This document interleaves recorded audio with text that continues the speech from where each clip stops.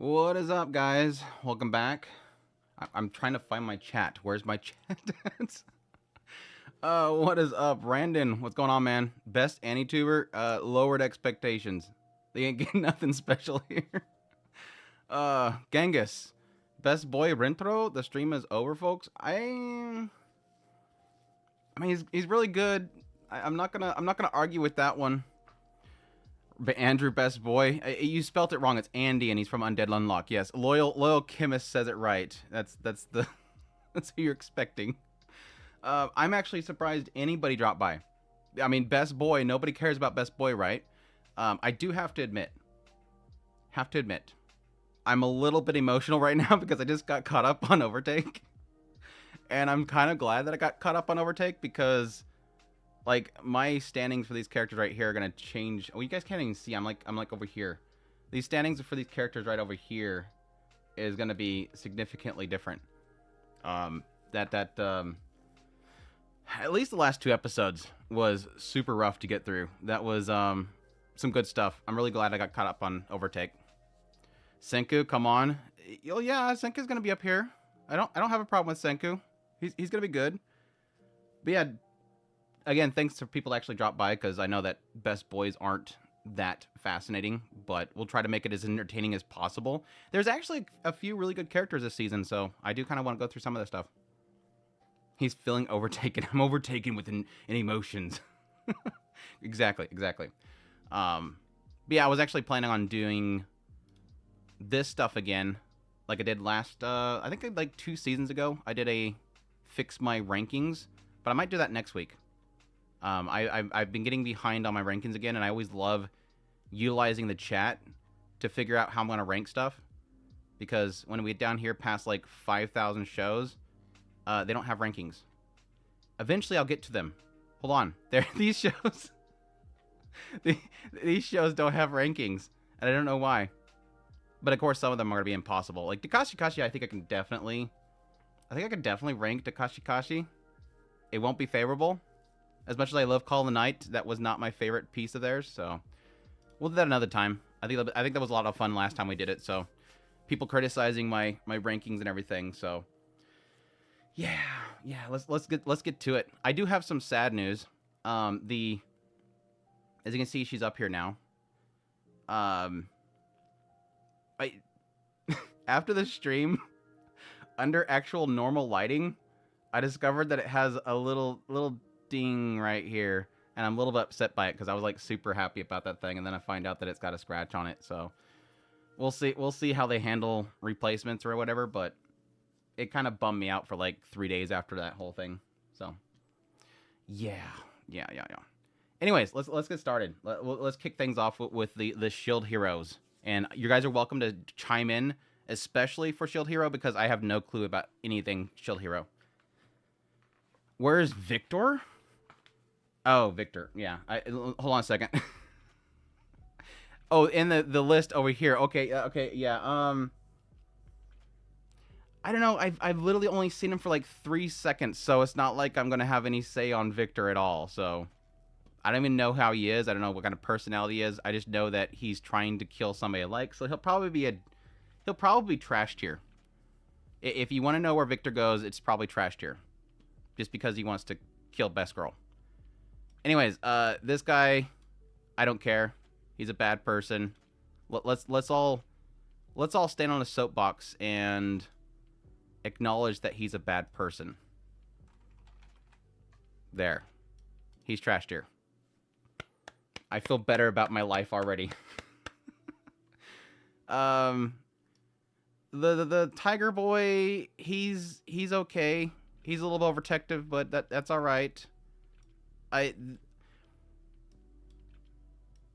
get the other heroes out of the way and just throw them all in trash.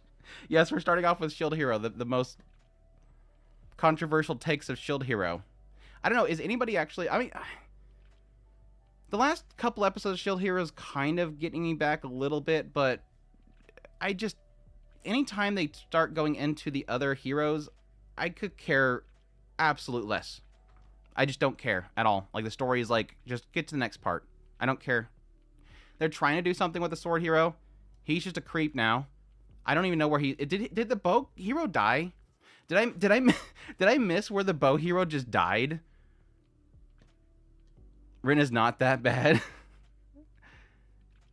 Yeah, I don't know the order in actually happening, but he got taken in by worst girl ever. I can't give much respect for that.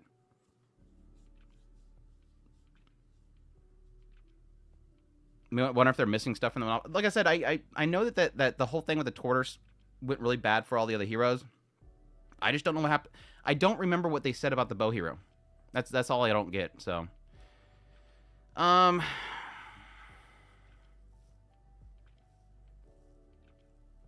hey, I'm like up and down when it comes to him. I really am. Now Fumi is like a character that at times I feel for him. Other times I could care less. I think a solid B. I think a solid B for me. Like, he makes a lot of dumb decisions. Like, here recently, the whole dragon thing, it's like, why are we doing this with the dragon? Like, he just stands there and the dragon eats it. Okay. Now, Fumi, this is a guy that literally can think on the fly in battle and create shields to block things. And the dude can't create a shield to just bump the dragon so he doesn't eat the gem that's obviously bad for him to consume. Casadel, thanks for the membership, man. I appreciate the support. It means a lot to me. 2 months straight. I appreciate it. Now, Fumi seems to have chilled this season. He is. He's been super chilled. Like, he went... Now, granted, there was a portion of the last season I think that he was pretty chill.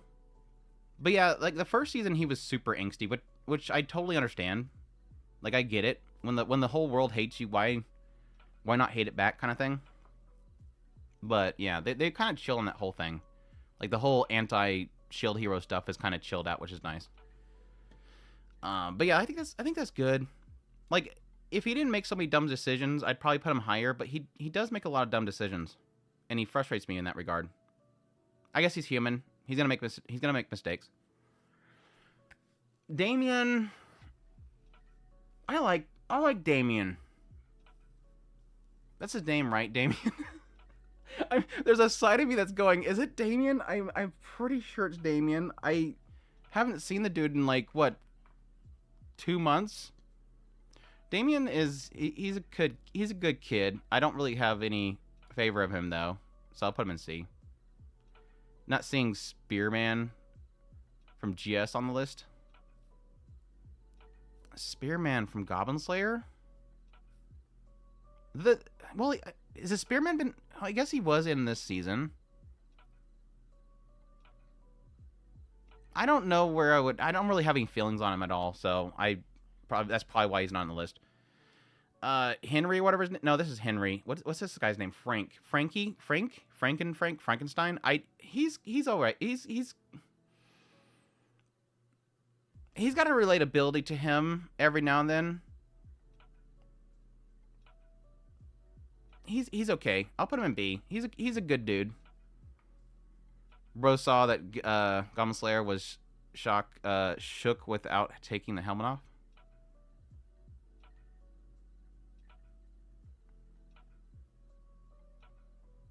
Without taking...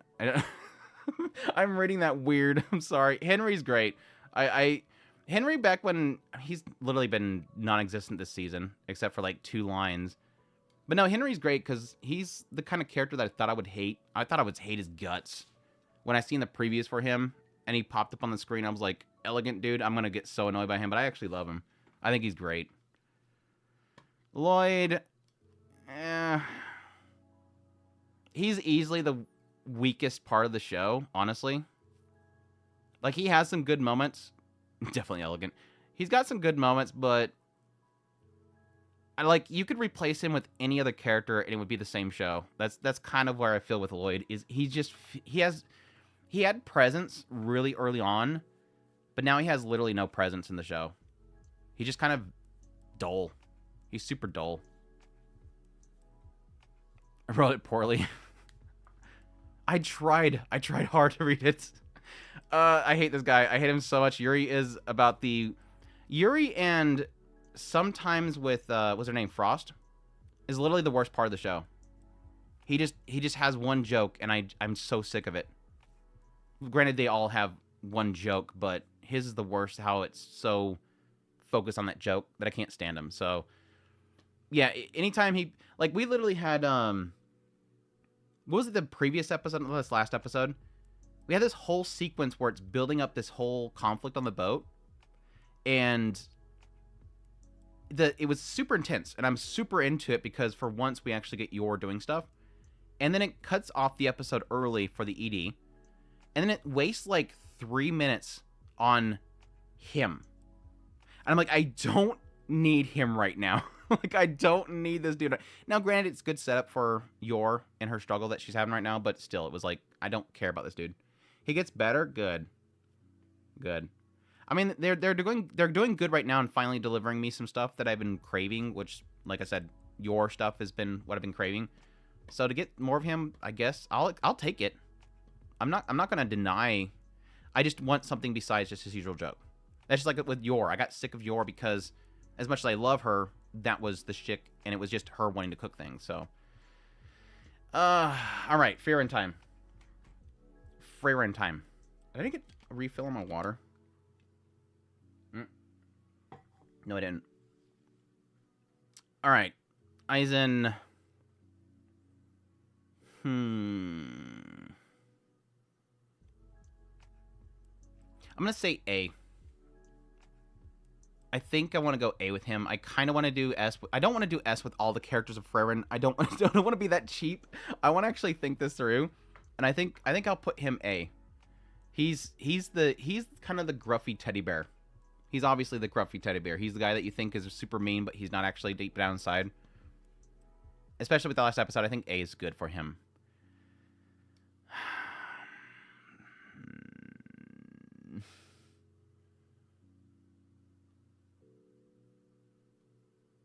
He's definitely... I definitely don't like him as much as Eisen, but... I'll put him in A, too. Right behind him. Yeah, I think that's a good spot for him. That's taken a lot of thought for me. I like him because he is the corrupted priest thing, where he seems like he is somebody that shouldn't be a man of the cloth, but in actuality, that's just the reality of the world, and that the man of the cloth is not always going to be the most super pure thing. I think even the slight spoilers here, some of the casting they've been doing for the next episode is going to kind of imply that as well. But yeah, he's a good dude.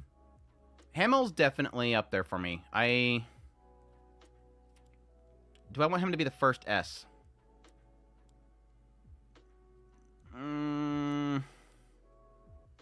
Yeah, I think I'm gonna put S for him. Like every scene that he's in, he is the flawed hero in a lot of regards. He's not the one that pulled the sword. I truly, at this point, don't even believe he killed the Demon Lord. I think he was just there. I think Frieren kind of did it. And I think it's a good sign, the idea that if he wasn't able to pull the sword, and to the lore of it itself, he was going to need that sword, that I think Frieren actually killed the Demon Lord. Because the whole story seems to be building up in the idea that she is insanely powerful. And so she would break the laws of what would normally be in this kind of world. It was Frieren, all Frieren, I'm sure.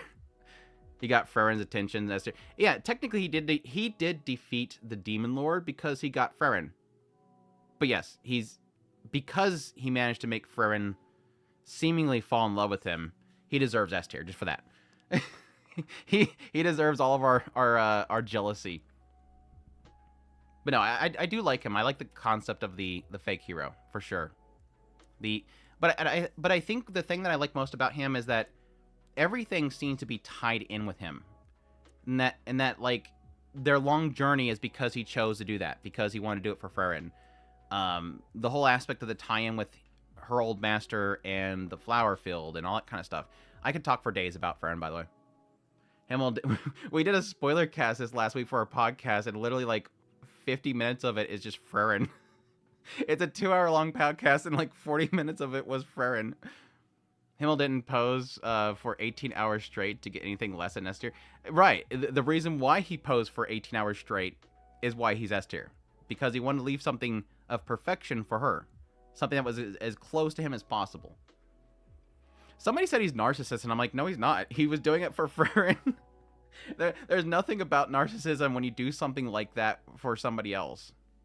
I mean, yes, he technically looks like it, but he's just entertaining. Squat Elf B. Squat Elf. The Monk. He was good. I think for like the brief moment we got him, I think it was a nice encompassing story. Again, a lot of it's just impact Frieren. I'll put him in B. We'll put him in B. His one episode was enough for B. What's up, Cheto? Welcome to the stream. Lugner. I mean, he follows Aura. Dude's got to be smart somehow, right? This dude followed trash. I don't know. If I knew how many people he killed, I would probably make it worse, but I don't even know if he killed any. But he killed Knights, I guess. He tried to kill Fern. There we go. I'm sorry. That's true. He did try to kill Fern, which definitely puts him way down on the list for that one. Hot mess. Jealous of Fern. He had a good reason to be jealous of him. Let's see. Stark, good boy. Stark is good boy, and I think his brother should be right next to him. His brother was like, again, another like 2 minutes, but I mean, he's not that great. But I think he should be next to his brother. I did love the backstory of him and his brother. That was super good. Which makes you want to put him in S tier just for that, but that's all we get of him. I really do hope we get more, because I didn't really see him in the OP. I think he's in the OP with the brothers in the OP. I hope we get more. Stark and Himmel could be bros.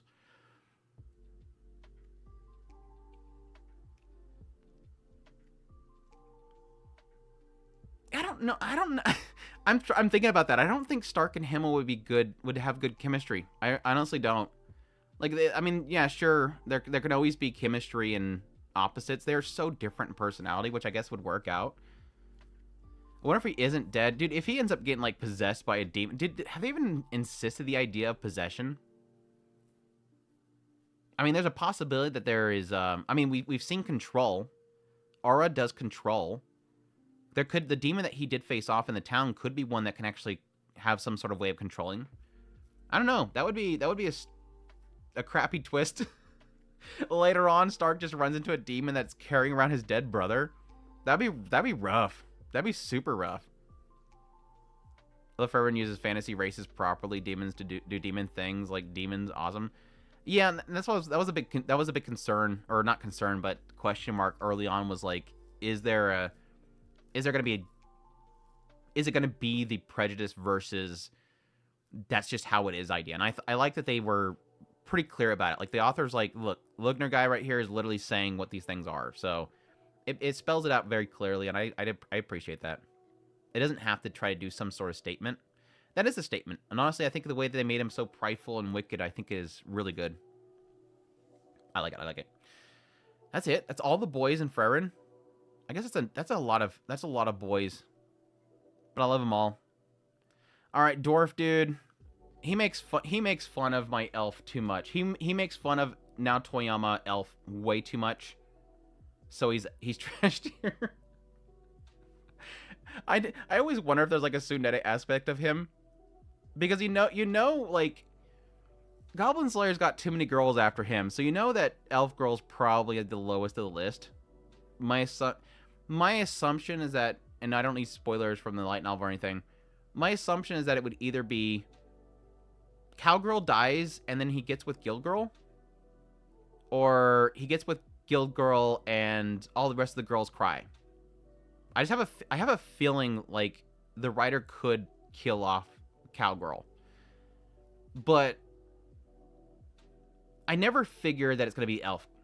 And there was a side of me that thought like there could be like a joke around the dwarf, but this recent episode, not the recent episode, but here recently with the lizard men offering, I was like, yeah, I guess I'll go. Lizard guy is a good dude. I would totally ship lizard guy with elf girl. they look alike. Picture them both in the same hair color. That's just because the shots, the pose from they're both from the same sort of. They're like the little art cards, and they're both posing the same way. That doesn't mean that it's just the same pose. It's just flipped. Shut up.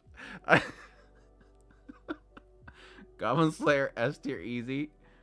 What's up, dude? Halt. Thanks for being late once as always. Yes, I did Stark already. He's a good boy. Stark's a good boy. Fern will eventually realize. He kind of realized in the recent episode. They're not brothers. It's just literally the same pose. Undead here. No, they look nothing alike. The eyes are different shaped. Pupils are different shaped. The chin line's way different. Just because they both have the same haircut doesn't mean they're brothers. I don't know who else has a bowl cut. Hold on, let's find their other siblings. Let's see here. Oh yeah, gotta be another brother. That's definitely Rentoto. Definitely another brother. Yeah, another brother right here. They must have a lot of harems in their bloodlines. Another brother right here. They all have the same hairdo. Must be brother. Must be brother. Must be brother. He's part of the Yuzuki family now. The Yuzuki family's 16 sons apparently. Anyways. Okay, now I gotta fix my thing here. You got me all messed up. I'm buying Lizard Play stock this season. Dude, I like him. I really do.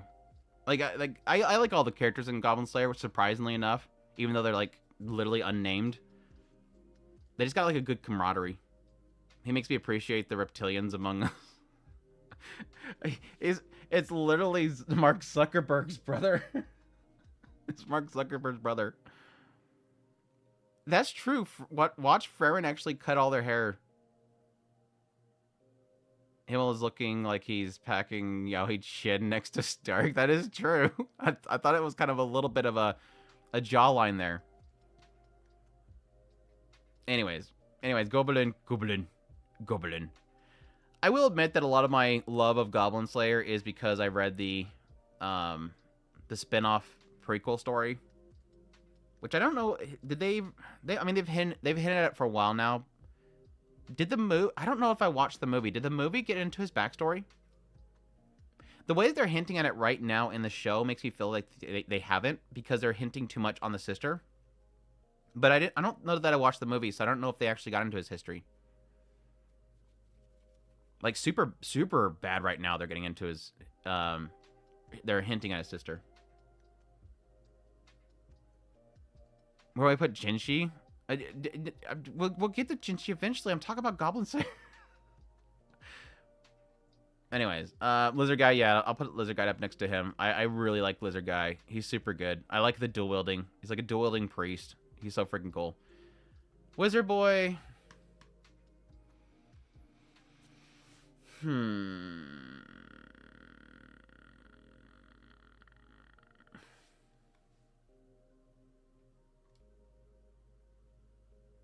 I put him in D. Like, if you asked me when he was first, like the first few episodes of him in there, I'd probably throw him in the trash. I would probably put him in the trash, but I assumed they were gonna make him grow up a little bit. He's an angsty teen. Obviously, he's gonna be annoying. Doesn't mean I have to like watching his angstiness amongst people dying. Fantasy medieval times. Hurley has extended family a few times over. For Goblin Slayer, Okabolg, trash. T tier for Wizard Boy. He thinks one fireball can take out a whole goblin nest. He did say that he could cast one fireball, and that's totally that D&D coming into play. How they emphasize the idea of like these people having like one spell or two spells at the most. That's so D&D. It's like you have like 3 slots and you fill them up with these 3 abilities and you're done after that. But they're like super powerful abilities. So like if you could get a chance to use them once, it was like super OP. But you were done after that. You had to rest. It's so D&D. Like the author is like So on the nose with that stuff. Sneeko, thanks for the $2, man. Abridged Goblin Slayer S tier. I don't think I've ever watched anything abridged yet for that. Save your spells, just use miracles. This guy here sees Spear Hero and trash. Looks like it's an accurate tier list. Screw that guy. I mean, Spear Hero, recently, I've never liked the dude. Never, ever liked the dude. On one hand, I understand his appreciation for Philo. On the other hand, I can't understand the appreciation for Philo that he has. It's too much. It's too. There's another character in this tier list that we'll get into that's similar. Sneeko, $2 again. It ends tomorrow. I'm gonna be able to come. And what's the ending tomorrow? But thanks for the $2, man. I appreciate your support, man. Yep, Orc Bolg. Back then, everyone had 3 aunts and never dead, Grandpa. I guess, yeah, I have to take your word on that one. Oh, in and in. Okay, all right. Yeah, okay. I walked into that one. I'm sorry, I walked into that one. That's true. You did technically super me about that like early on in the month. So I'm glad to get a progress report there. Spear guy gets restraining order for Philo. It had to be from Naofumi. He would have to do it as a parental guide or guardian. Oh gosh, we're already talking about Sid. Oh, because Sid's right there. I always forget whenever I'm coming up to these characters and somebody brings up the character and I'm like, wait, hold on.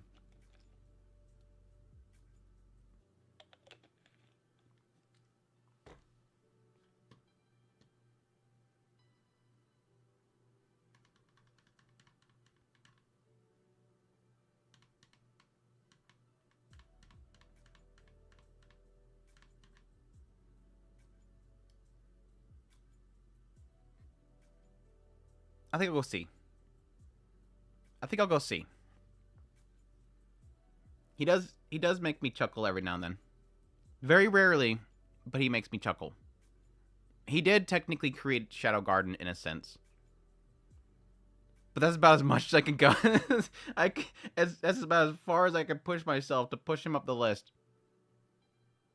He's easily the weakest part of that show for me, that series for me. S tier easy.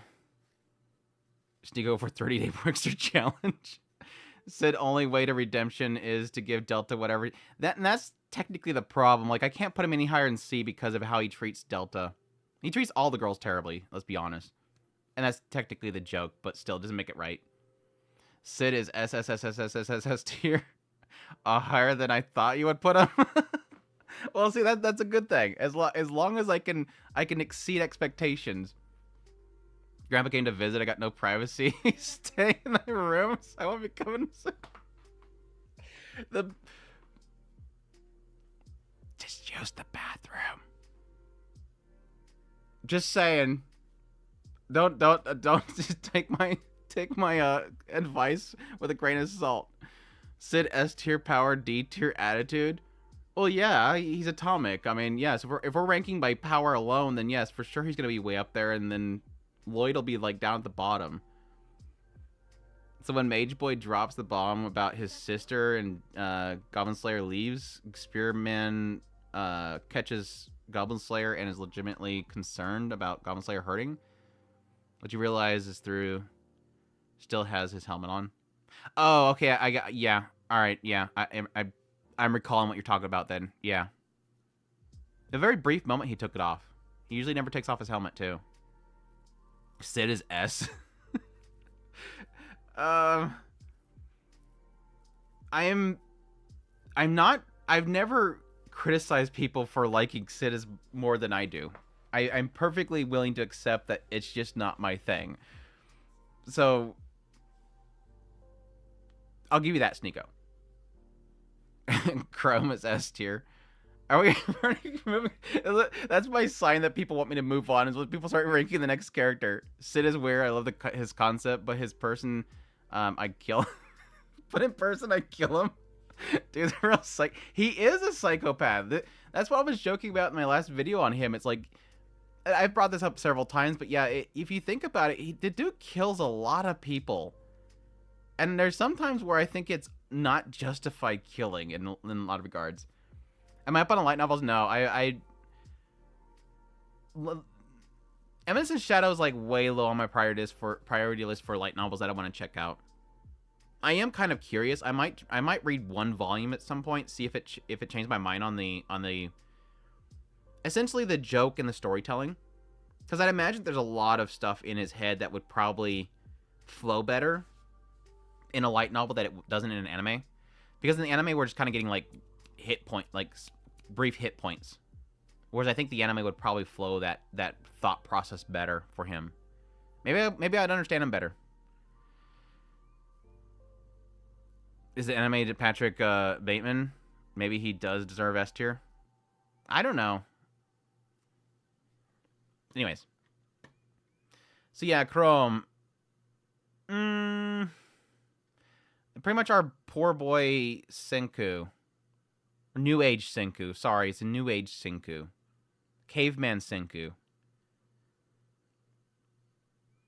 I'll put him in B. He's okay. He's alright in my book.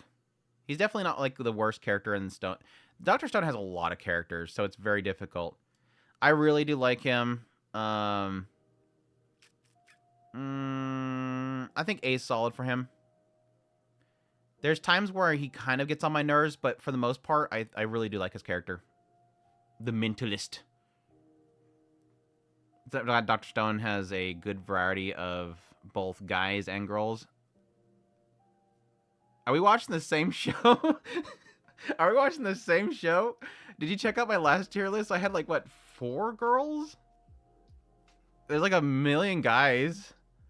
There is definitely not a good variety of both male and female. It's a shonen. It's a hot dog fest, as I say. The girls are good, yes. Well, one is really good, but yeah, I don't like this guy. I'll never will probably ever like him.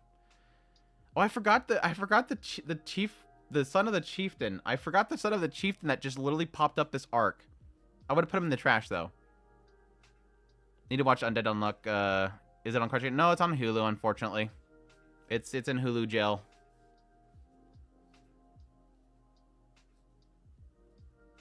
He's obviously not Patrick Bateman. Turned videotape. Sid pops a deuce. I keep checking the bros still to be ranked and immediately get distracted by Spirit Chan to the lower right. She's cute. No opinion on this guy whatsoever. He's fine. Whatever. I do like this dude. I forget what his name is. I'll put him in high B. I think high B. I'm glad he got his back fixed. That was a good part.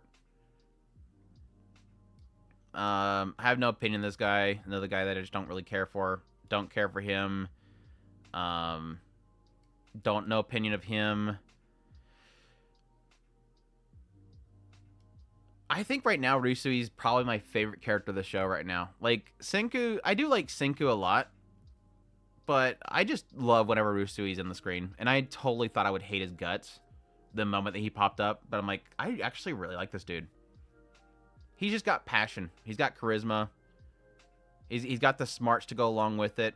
He's like a Silver Spoon guy that's not really a Silver Spoon guy.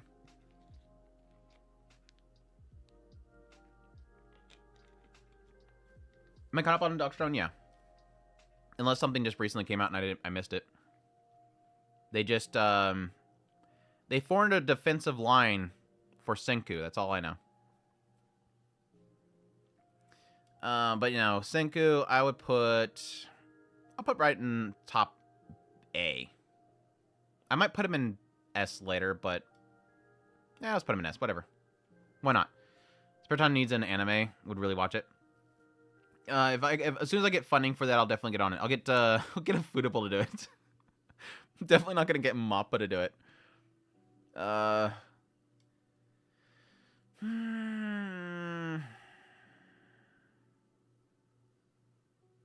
just don't. I don't think for the like I liked him early on, but I think he's kind of just fallen off for me. He's just dumb muscle. KyoAni, yeah, for sure, KyoAni. Thank you. Yes, Genghis, I would totally do KyoAni. If I ever decide to find an anime. It will not happen until I can book Q&A. Will not happen. Has to be them. No, not Studio Bind. Hell no. Hell no. Studio Bind has a, I guess a committed staffing problem. I guess the best way to put it. I mean, it could just be an aspect of just waiting, giving them a lot of time to get the staffing. He uses well for adventure, a trope that's so old school, it's fresh. It's back in style. Super Hearing Boy, I don't care. I really don't. I don't like this guy at all. I'll throw him in the trash. And that's my Dr. Stone. It's a good spread for Dr. Stone. Only one trash character. Quite a few I don't cares. And at least 2 solid S's. So that's a good track record. I mean, it's matching up with Frieren at least. And Goblin Slayer, technically. The other characters, so some of the characters get less screen time. And that's the problem that Dr. Stone kind of has, and that's why I kind of... Like, even when they were going to this new island, I'm like, please stop. Like, stop. Like, you don't need more characters. You have way too many characters already. And he wants to create an assembly line of curing people, and it's like, slow down, writer. Or at least just have them go on an adventure, which is technically what they did. I love Andy. I love Andy. He's a lot of fun. Like I said, Victor, I don't really know too much about, so I'm not gonna really rank him. But yeah, Andy just is just a lot of fun. He's got a little bit of doofusness to him, but I think that kind of adds a little charm. But yeah, he's a blast on the screen.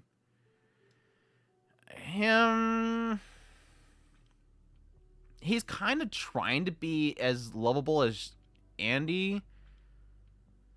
I think an A is solid for him. Nico, another $2. Thanks, man. Not gonna lie, I feel like both Subaru, Dad, and Rudy's are S.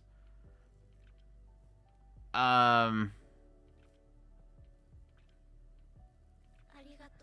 I met Subaru's? I don't think I've met Subaru's dad yet, so I can't really say on that one. Oh no, he was in like one little brief moment, wasn't he? Mao Mao's dad, I don't really have an opinion on him. Like, that brief episode that we got of him was really good. So I'll put him in low B. Yeah, don't get me started on Unlock versus Unluck. I am so freaking sick. You know, I hate that Undead Unluck is going for 2 cores because it's literally breaking me. I can't say Unlock anymore without stuttering, and it's bothering me. Rudy's dad is canonically... Dude, Paul is Paul is a dirtbag, plain and simple, but I still like him. Goshun, I don't have an opinion on him. He's just kind of there. He's just kind of the guy that seems like he doesn't want to be around Jinshi. The doctor guy, he seems like he's just kind of a waste of space. Jinshi, I find him to be an absolute creep ball. But I know he's going to be a great character.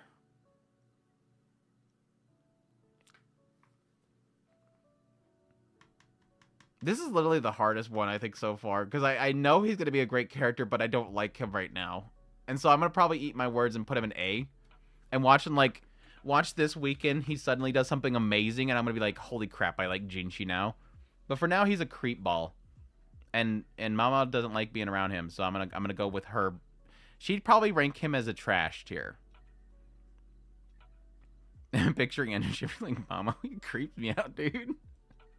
Get the little like shiver lines that go up the back. That's the point, but it seems way more realistic than other parents in anime in general. Oh yeah, for sure. My dad was not perfect at all, but what he did was perfect. Doctor's pretty good. B. I mean, yeah, he's not a bad character. It's just I don't really have anything positive at all to say to bump him up in the list. Like, he's not anywhere near like Lloyd or Naofumi or anything. You like him actually, Goshin? Yeah, like he's a good character. Like he's not like standout, but he's not a bad person.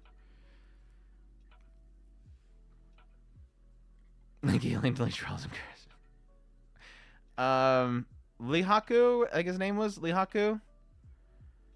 He's alright also. I'll put him there, and I'm gonna put Goshen up here in B, and I'll put him in C. Just because he said nasty things about Mau, and so I can't get his personality and what he chooses to mock Mau for. That's it. That's all the... Yeah, I guess that's all. I mean, technically, with this... I'm like, is that all the male characters from Apothecary? Well, yeah, technically, not many people are allowed in the rear palace, so... They're just like trash characters they relate. Well, we all have our trashy side, so that's what makes it so easy to relate to it. Birdman...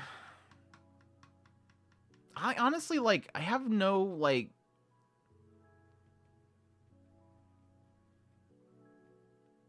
He's kind of one of those cases where I don't necessarily have any attachment to him. He's almost like watching a Let's Player. It's like, I don't necessarily feel like I like him as a character, more of just watching a Let's Player.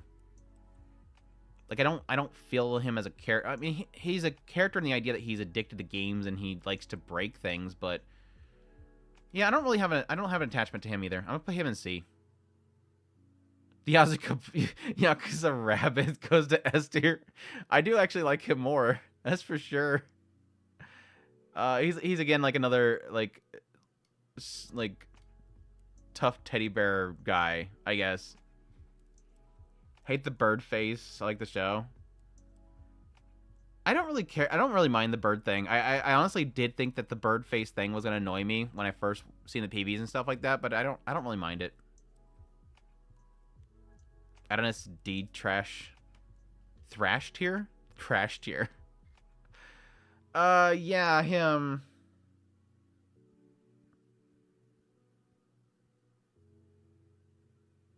I'm trying to think of something redeeming about him. I really don't care. Like, I still watch this stupid show, but I really don't care for him.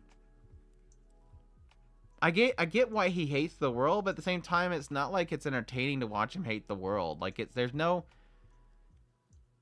I don't feel conflict. I don't feel anything there. Not that he should have conflict because he hates everybody.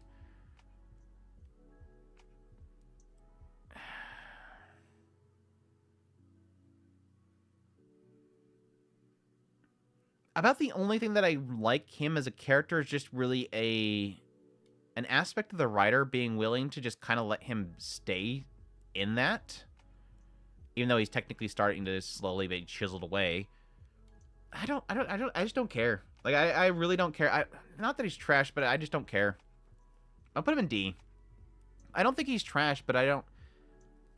Well, he did also mow down a lot of people in a street. Yeah, he's trash. Never mind. That's right. He mowed down a bunch of people in a street. A bunch of innocent civilians in a street. I'll put him in trash.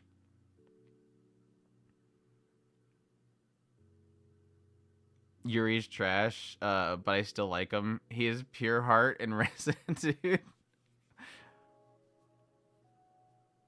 I think that applies to all the players in Shangri-La. It's all sparkles and no substance type of show. And that was admittedly what I said about the show when I did my first impressions of it. It's just a fun show. Like, it's just, like I said, it's almost like watching an actual Let's Play. You just want to see them run around the game and do stuff. It's not like I really ever expect there to be a good story in there. Like, even when they got into like the Pencil Knight and stuff like that, it's just kind of like shrug. I don't really care. There's like this rivalry that's being created right now. The show is keeping us watching it, but it seems not that good. It's super edgy, and that's really the only thing that's driving it forward. There's some good world building in there as well, but I'm curious when this guy was actually what made him the way he is. I'm really kind of curious if he got into power and then the lady started controlling him, or if he's always been trying to eradicate the witches. Like, is he worthy of trash tier, or has he always been controlled? Like, is he technically a good person, or has she always been pushing him to kill all the witches? is he actually a good person? Like, should I gotta take him out of the trash? Or I'm just gonna assume that he was going to do it before she took control, and that he's trash. That's why he's in trash. I like the bunny companion too. She's great. He's trash too. They're all trash. Everybody hates each other. They're all gonna stay in the trash together. Let me make sure they're like next to each other. They're in trash together. Rentro, easy, S tier.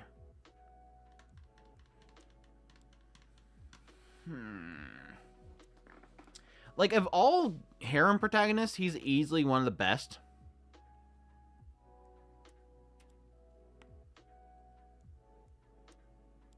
But do I like him that much? I don't know. Like, his response to the characters, I think, is great. We'll put him in S. That's fine. I don't really have any critiques of him. Besides maybe this recent episode, him taking like a second too late to realize that Shizuka fell down. In my opinion, it seems like he was jealous of the witches and is fully committed to eradicating them. Yeah, but then my question is, when did he do that? He was under the control of a witch. When did she become in control of him?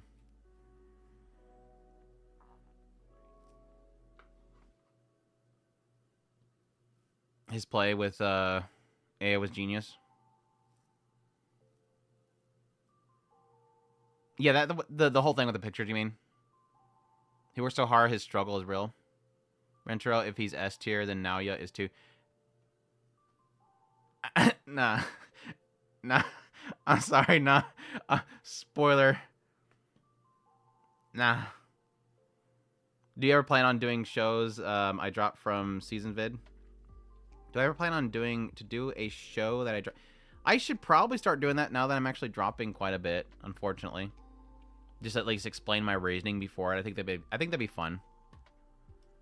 Probably should do that sooner than later. Fate. I don't care. He's not trash, but at the same time, he's so uninteresting. Like, Fate is a prime example of a protagonist character that, by all accounts, should be extremely complicated, but yet is extremely... Is flat a good word? He's just a boring character. Like, here you have somebody that literally has his innate ability that was forced upon him by the gods of this world, or the goddess, Loki or whatever, is forcing him to have to kill things constantly, and could get to the point where he could never satiate it. He could end up becoming to the point where he has to kill nonstop, and will be forced to kill nonstop, and yet his problems are just kind of, I guess, misdirected. Like, he doesn't really seem like he takes much of what's going on with his life really seriously, nor does he complicate it. Or now, it could be an aspect of lost in translation. Like, going to an anime adaptation, it could have been lost. I'm perfectly willing to accept that this is probably a light novel that gets way more complicated in his mind.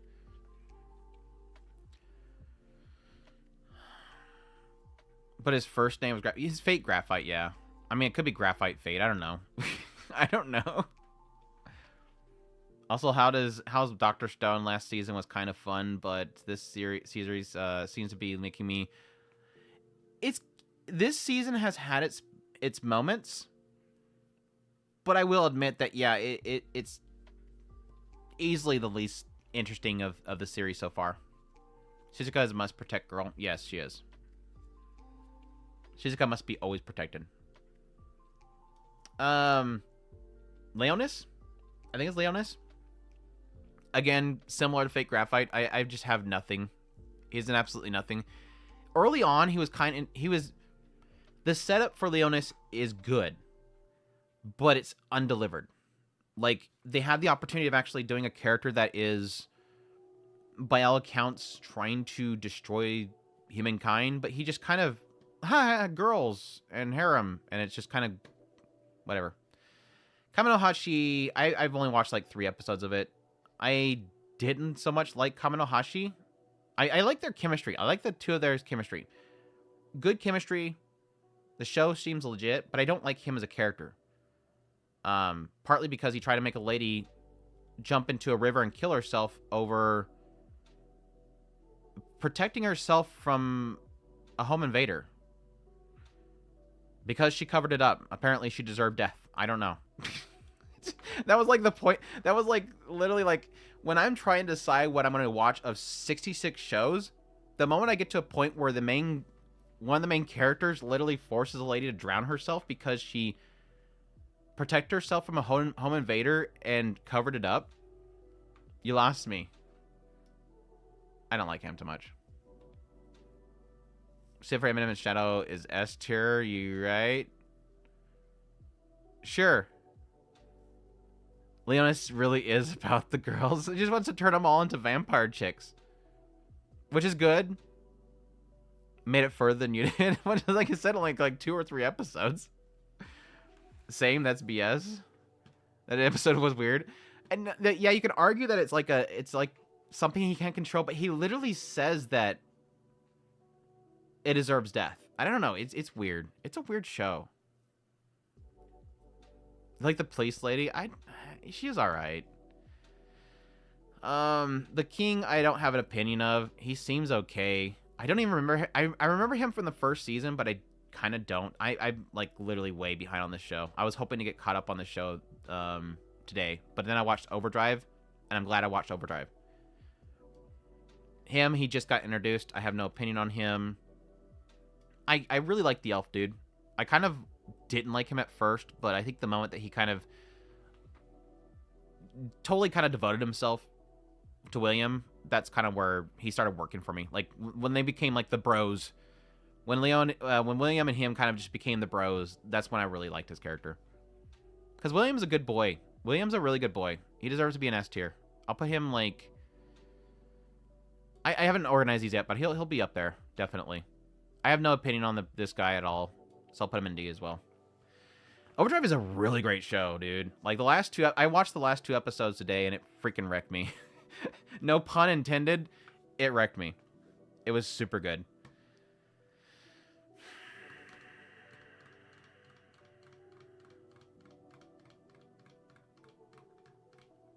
I used to really like this character. I know it's a bad way to start this, but I used to like him.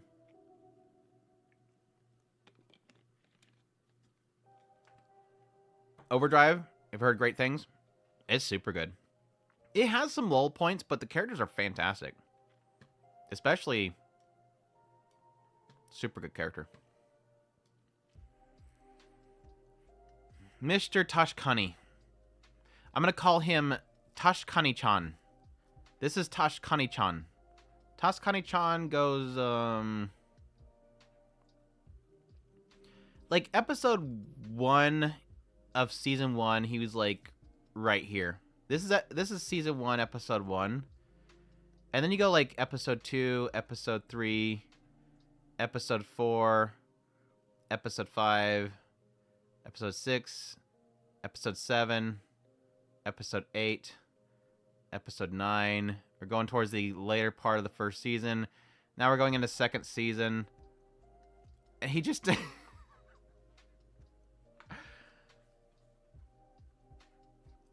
I've grown tired of him. Am I alone here? I mean, I still like the girls. I still like the comedy, but I've gotten kind of tired of him.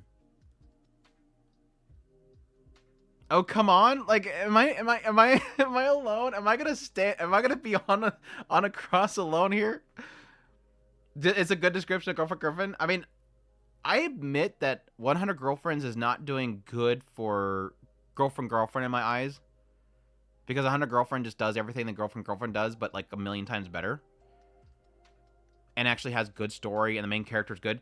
Like, 100 Girlfriends, the main character's just a good boy. And he goes like above and beyond to help his girls. And that's why they like him. He makes sense why the girls like him. With girlfriend, he's an idiot that does like a brief thing that's super good. The girls, for some reason, devote their entire existence to him. And the comedy is in how extremely honest he is to a massive fault. It's stupid honesty. Like, yeah, sure, we'll bring her to our house and we'll give her a month to see if she can win me over. But it's never going to happen. So let's just bring her to the house and let her do crazy things to me. Because it's not like I'm going to give up. And the shenanigans happens. Yeah, I would figure, like... Yeah, 100 Girlfriend for sure has better characters. But my whole point is, I mean, putting that all aside, I don't want to sit here and compare the two shows. My whole point is, specifically with Girlfriend, while every now and then he sort of hits me every now and then with like his brutal honesty, I've gotten tired of it. Like, his Tashikanis are kind of getting old now. So I don't know, maybe it's just one of those things where it did really good for the first season, but going into another season of it, it's just, I'm not feeling it anymore. But you have to see how, no, you have to see how I resist her. Well, we'll let them take turns coming in and sleeping in the bedroom with me. That's a good idea. It's dumb, I know. He's not terrible, but at the same time, he's like the weakest part of the show. I'm totally jealous of Dahlia. Yes, like, extremely jealous. Tashikani, yes. Anyways, this dude's totally gonna be a bad guy. I'm calling it right now. He's squinty-eyed. He's acting like he is a devoted follower of Terukomari, and I just know in 2 episodes he's gonna be the last boss of this season. I know it. This core is gonna end with him just revealing that he's gonna double cross her at some point. He's actually working for the Crimson Moon, or where the hell that group is. Everyone is dumb in that show except for Shino. The dad is S tier because he birthed into the world, or he didn't birth into the world, but he took part in birthing into the world a beauty that has not been seen for, what was it, a million years, 100 million years? So he deserves to be an S tier because he helped birth Terukomari. Sucks to be him.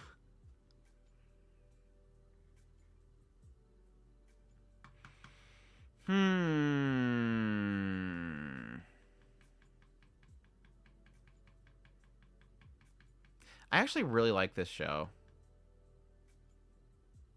I think I'll put him at A. I think he's a solid A. I think he literally carries the show. I mean, yes, technically, what's-her-face is, like, super cute.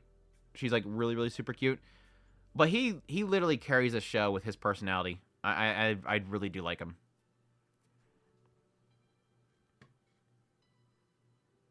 Desser, I think his name is Desser. Desser...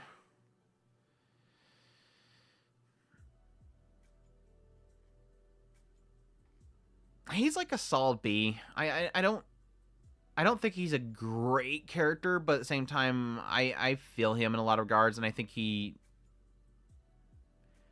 does enough to push whenever he needs to push, but not too much. The whole shtick of that series, which is...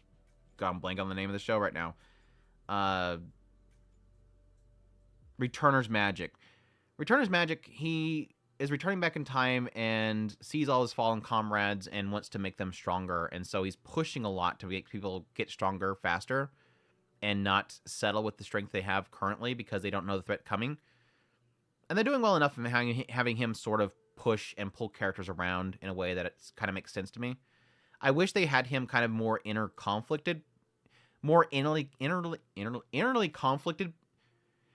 inside about the fact that he's hanging around like literally like the love of his life that died and stuff like that, but I guess it's not that type of show. I forget their name, Petra, whatever the name is. I don't know why it's on this list because it's obvious a girl, but I don't really care. I honestly really don't like the short boys kind of shtick that they're going with that character. It's always kind of conflicted for me. Gut conflicted? Could be. Tedakamari got S tier by her own. Well, yeah, of course. And so does her father. I do think it's a trap. I know they're going for the whole Shota thing. It's just, it doesn't work for me. I know there's a group that likes the Shota thing. I don't like that type of Shota thing. I'm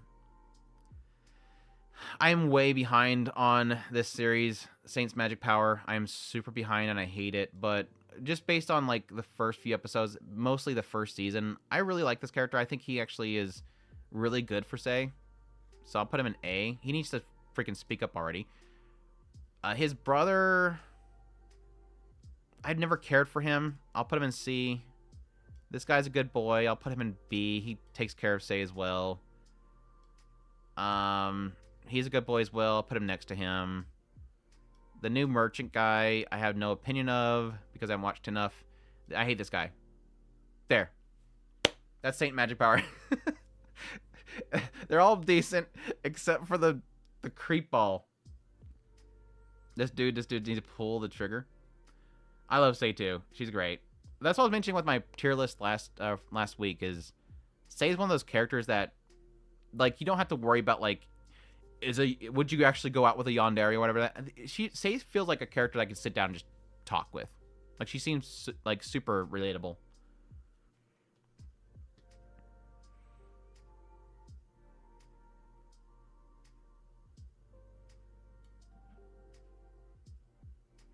Yeah. I'm perfectly fine putting him in the trash. I'm sorry, he creeps me out. I'm sorry, he creeps me the hell out, dude. I can't stand him. I tried that show. I tried the show so bad. I agree with Mixon or whatever he is. Yeah, he's the guy from Girl in a Guard Dog. Kaya, I think his name is Kaya. Yeah, there should be a below trash. For the 4 episodes that we got, which were technically not really doing anything bad with these characters, so it's mostly based on my first season impressions. Hanaka-kun is really solid. I like the mixture of twisted and not. I don't really care. I probably put him in C. His brother's kind of the same. I put him in C as well. They're just there. They're fine. The one brief episode we got of the sister though was great. Love the sister was so good. Under ninja characters.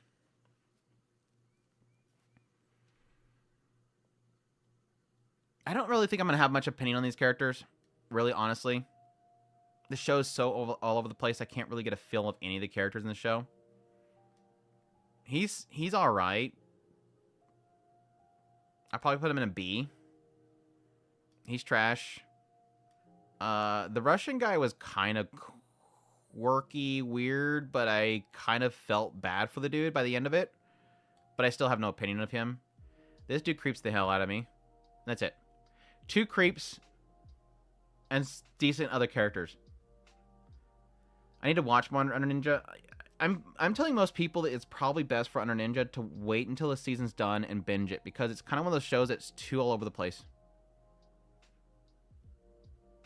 It's kind of sad because I don't really agree with the current ratings that's going on with Under Ninja. I don't think it's a bad show and it's getting really bad ratings on like Mal and stuff like that.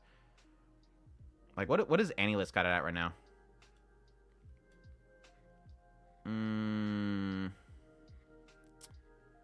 Under the Ninja. Dude, I still have last season. I still have last season in here. Can I search? Search? Search button? Search button. Under... Ah.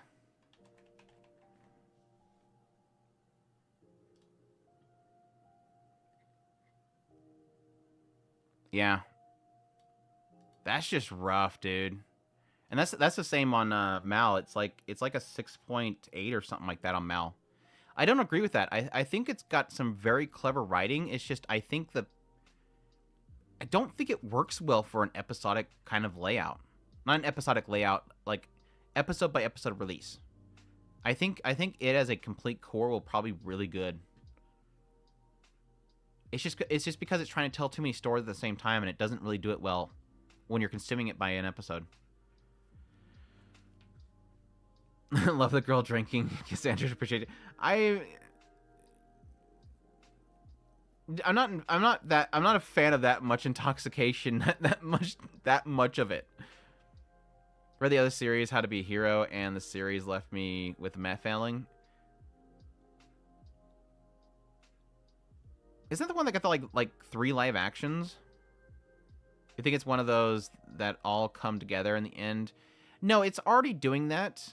But yeah, it's sort of like, in my opinion, something like Odd Taxi, where Odd Taxi technically all comes together in the end, but there's like points in which the lines intervene. The biggest problem that Under Ninja has is that it's jumping around in time at the same time. Like, it's not as simple as just letting it play out and seeing how they intertwine. It can't stay in one timeline long enough for you to get a feeling of the ground, which I think is extremely clever. And if they pull it off, it's going to be incredible. But so far, they haven't done anything. It hasn't proven to me that jumping around in time is worthy to the storytelling. It's not adding things to the story.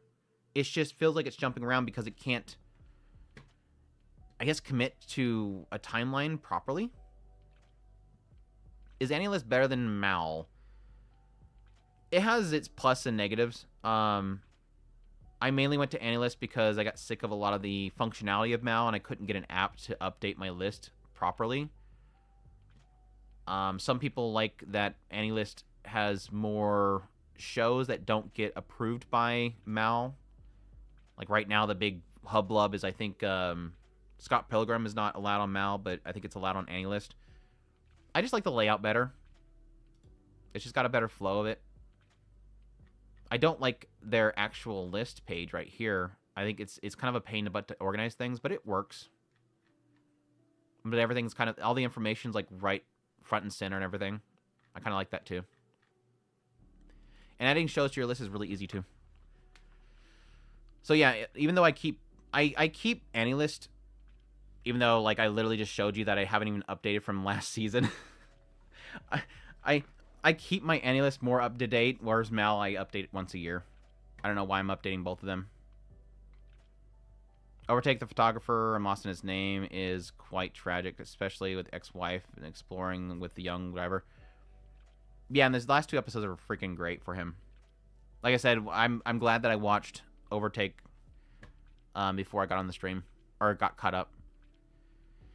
The manager guy, he's alright. I don't find him bad or good. He's a good dude, I guess. I'll put him in B. The mechanic, surprisingly, he's probably the second weakest character, but that's not really saying anything detrimental to him. I just think the other characters are doing a lot better with development. I kind of feel bad for him because he's got the whole, I have a childhood friend syndrome and I can't say something, which kind of agitates me, but he's a good dude. I'll put him in B. He's done well in kind of stepping up and giving the pep talks where they're needed. There's an app to dump data from Annulist for Mal, but it's third party. Oh, for like going back. I ended up having Mal export, which was kind of nice to go to Annulist, but I wasn't sure if you can go backwards. Pretty sure there's programmers that sync both. Yeah, I would assume so if Mal has an open API again, because didn't they close theirs? Because that was the whole reason why I left Mal's, because they wouldn't allow any apps in. It was like a vulnerability they were dealing with.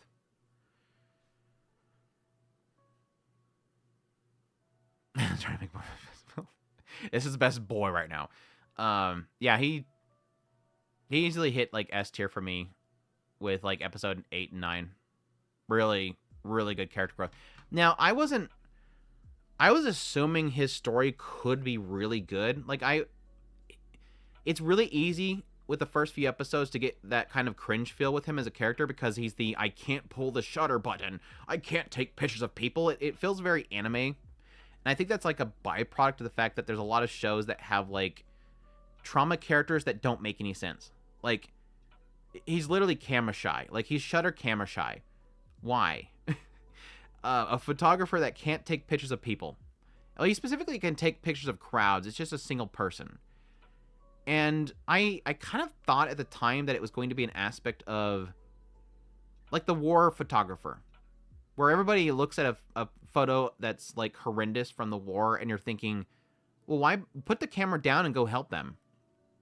Like, it's taking the photo of the child crying on the street side with tanks going by. Go get the kid. But it's sort of the eyes of the people. Like, their duty is to give the eyes of the people. And I thought that's what they were going with him. And it's just, it kind of bit him finally, as social media is social media. But it actually turned into something a lot more impactful, I think, in the end. Like, it really turned into something that was kind of more deeply rooted trauma into himself, which I think was really good. So, I don't want to get too much details of it, but I think they did well in personalizing it. Rather than it be just because his career got destroyed by social media and stuff like that, it made it personal. And I like that they did that. So, I don't know how what they're gonna do with his characters going forward. I'm assuming that somebody's probably gonna step up to try to clear up the misunderstanding, but it's super good though. It hit. Like, it hit real hard. Getting the mail list, I'm waiting for Four Brothers. Butareta? Oh, both of those. So Yuzuki and Butareba. I got you. But yeah, he's super good. Like I said, and if you were asked, if I went into this without watching those last few episodes, I'd probably put him down like maybe B. But yeah, those last 2 episodes really hit it up there. He's still kind of like, I'm not really like super sold on him quite yet. Like, he's enough. Like, he's a lot better a character than I thought he was going to be early on. So I'm going to put him in a B. I'm not quite sold on him just yet. But where's the driving at? Yeah, it's like one of those aspects of like, all right, cool story, bro, but we still need to get the cup. By the way, this is a racing story. Thanks for the crazy earth, natural disaster trauma that you're facing, but I gotta get a cup. By the way, love contact, love the mods. The mods? You love my mods? Stop loving my mods. They don't deserve it. Mushiga Mondays and videos you release. Oh, appreciate it, man. I despite the fact that you're always late, which does there's an amount of disrespect from that. I do appreciate, though. Have to say goodbye? You have to say goodbye? What a fan. I'm joking. Take care, man. I appreciate it. Yeah, the misunderstood, misinterpreted pretty boy. I knew he was going to be a good boy. He is a good boy. I feel bad putting him in front of I can't put him in front of the main character. He's a good character though. Notice me. Yeah, stop flirting with the mods. You're just gonna do something bad tomorrow, and you just want the mods to like you. I don't respect people buttering up the mods. The driving's all in MF Ghost. The mods mail they make it bearable. Yeah, that's for damn sure. It wouldn't happen without them. I don't like this guy. I mean, I understand his struggles, but they're gonna have to do something really good to make me like him. I'm still waiting for it. He literally got his position because dude got hurt, so he's prime to step up and make his moment. Not quite there yet. I'm waiting for it. For now, I don't really like him. Isn't the photographer the main character? He's pretty much the main character, yes. He is technically the main character, yes. It's technically it's got 2 male leads. It's co-leads, whatever you want to call them. 2 protagonists, 2 mains. The Flying Rudius. I'm super behind on Shy. I don't have no opinion on Flying Rudius other than it's Rudius. Old Rudius flying around next to a cute girl, which is questionable in itself. And then Stardust, I have no opinion of. He's kind of like another. He's tsundere. Let's just be honest. Stardust is tsundere. MF Ghost does have way better driving for sure. I can't. I have no opinion on it, so I'll have to take your word for it. I don't know. All, all I see coming out of MF Ghost, whenever anybody posts about MF Ghost, it's that girl's butt. About apparently the father's a photographer and likes to take pictures of his girl's butt. I have seen nothing from that show on anywhere except for the butt of the girl. I mean, it's not saying anything against the butt. It's just I haven't seen anything about the racing in the show. Maybe it's because Genghis is posting pictures and stuff on Twitter. Maybe he's giving me a skewed perspective of that show. Anyways, yes, Space Shrimp. Rudius Space Shrimp. Alright, Duhal, take care. Caught up and I still have no opinion on Shrimpy. He just there.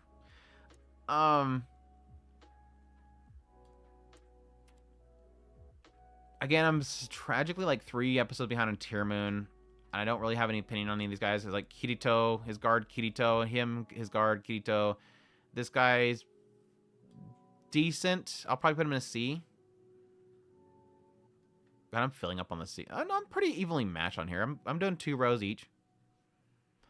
There's definitely some creeps in MF Ghost. I've beat that horse. I'm not gonna beat the horse anymore. VR DMMO dude, I don't care. Dude's just literally a protagonist of a VR game. At least Sunraku's got a lot more personality than him. Meigi and Dolly, I have opinions on this, which is another show I got caught up on. I'm super happy because the show is just exceedingly creepy and weird, and I love it. I'm trying to remember. Dolly is the goofy one, or like the childish one, and Meigi is the older one, right? Or like the mature one. I forget. I think it's Dolly is no Meigi is the goofy one, isn't it? I don't remember. I'm gonna assume that Dolly is the childish one and Meigi is the more mature one. Somebody can correct me if I'm wrong. I don't like Dolly too much. He does creep me out a little bit. They both creep me out. Let's be sure. Dolly's a serious one, really? Okay, that makes sense because in my back of my head I was thinking it was supposed to be Meigi was the goofy one, because he was the one that kind of ran off on his own because he got broke up. He got broke up by the girl. He got broke up with. So yeah. This is so stupid. This show's so stupid. I love it. The heartbroken Meigi goes in B. And the cheating Dolly goes in A. His girlfriend will go in A too. Oh, I love that show so much. It's so stupid. That whole dress up thing was dumb. There are definitely some creeps in Go. Not up on Tier Moon yet. Shame. Dolly is a serious one. Okay, yeah. It's the anime David Lynch never made. I love it. There's like not a single moment of that show of Meigi and Dolly that I'm not just completely creeped out, but at the same time eating up every minute of it. The whole thing with his house was just, what is even going on in there? Like, he stole they claim that he stole his pajama button that he's been missing for a long time. And so they decided to throw him into a closet in their kitchen storage room and re-educate him. It's so weird. It is such a... They tried to make a pristine, perfect 5-year-old. It's so weird. I don't know what the hell's going on with his family and why they agreed to that, but it's just whatever. This guy's creep. I don't have a good opinion of him. I'll put him in D. He's a dirtbag. I'll put him in D as well. The dad's okay. No real opinion on him. Put him low B or low C. Michana's MVP of the show.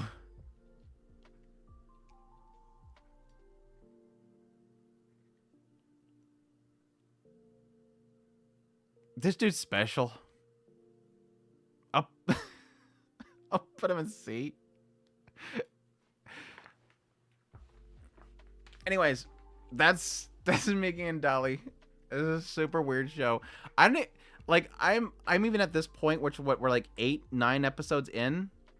Don't do it to our don't do our bird boy like that. Like every scene with them in his bedroom is just like, I'm waiting for something really weird to happen. It's like in general for the show, but like it's just there's like a legitimate like I feel bad for the guy, but at the same time it's one of those like I feel like if I was in that room, I'd be the one on the side trying to keep a not a disrespectful smile up, but like don't look terrified. Just stand your ground and don't look terrified. Show no fear in the situation. Show confidence in yourself while you stand there. He's so weird. I feel like he's gonna murder me. Anyways, yeah, I just don't know how I'm gonna review that show in the end. Like, I think I got most of my feelings across my first impression, but it's kind of one of those shows where I don't think I can ever explain why it works so well, but it just works. Anyway, that's enough Meigi and Dolly gushing. I have no opinion. Like, I don't think I'm going to have an opinion on any of these characters in the show because honestly, I don't like the direction it's going. So I'm just going to put him in D. He's kind of trash.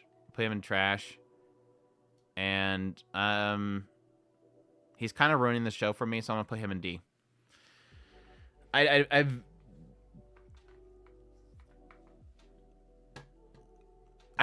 don't want to talk about it. 16-bit Sensation is becoming the biggest like disappointment of me this season. I hate it. But can't they just make it? Why can't they just stick at a certain time frame? Docta. I'm moving on from 16-bit. Docta had a really good moment this season. Our silent protagonist is not a silent protagonist. Arknights actually does put character into their main characters. And Docta had a great moment this season. Is it good enough? I think it's enough for him to be an A. I'm hoping by third season, Docta will receive S rank. I don't know what I put him in last fall. I don't think I did tier list last fall actually. But I'm hoping that Docta goes up higher. Serious question: why don't you do any reviews of super popular shows? I know you skipped Bleach because spoilers, but what that would help your channel, right? You would think, but no. Anytime I cover anything that's big shonen, it gets no views. I think because there's like plenty of people that like cover that stuff that nobody's looking for new content creators to do that stuff. It's either that nobody cares about my opinion on those shows. Like, I guess when somebody clicks on my video and they see like me talking about Bleach, they're like, "Who are you? Go away." I don't know. It's just it gets no views. Which is really odd. You would think that like the more popular shows would get really heavy views, but they don't. I mean, technically, I do get it quite a bit. I mean, Spy Family, my videos did very decently well. I mean, if you look at the spectrum of things that are like, let's see here.